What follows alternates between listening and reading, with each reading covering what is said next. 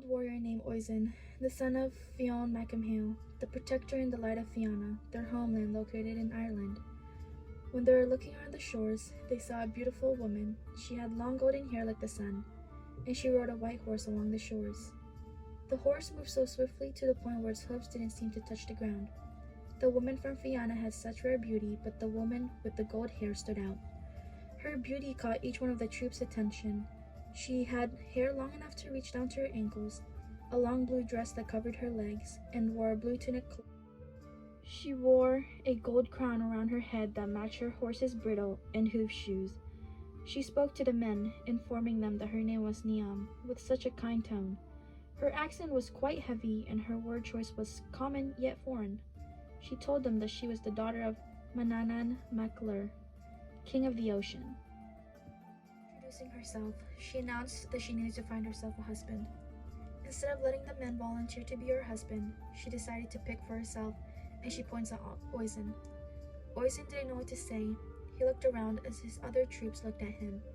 She explained to Oisin that they would live in a young land where trees grow fruits, leaves, and blossoms. It was hard for him to resist her offer, since she would be his beautiful wife and get to live in a dreamland. After Oisin spoke with his people and his father, he decided to take the beautiful lady's offer. He jumped on the horse's back, holding onto Niam, and rode away.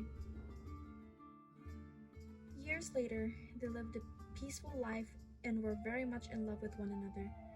They had 3 children, Oscar, Finn, and a daughter, Plorna Maban, flower of woman.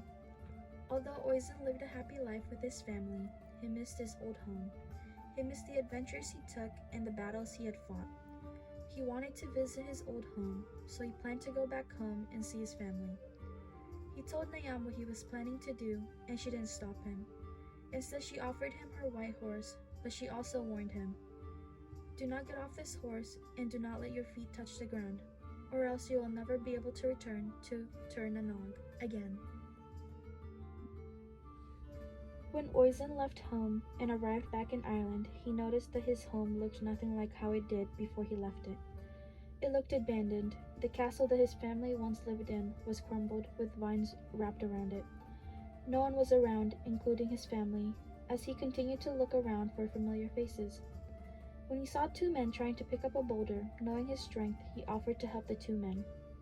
He leaned down from the horse, trying to help the men, and all of a sudden he lost his balance, causing him to fall to the ground. As soon as Oisin touched the Irish soil, he immediately aged the 300 years he had missed from living with his wife Niam. The 2 men watched Oisin age right in front of them, not being able to believe their eyes. The old frail man asked the 2 men about his father. They told him that Fionn had died years ago. The news had devastated the man. Not only was he stuck in this world and unable to return to his wife and kids because he had touched the Irish soil, but also the news of his father's death added to that grief that he had. He had nothing left but a broken heart, and so he passed away.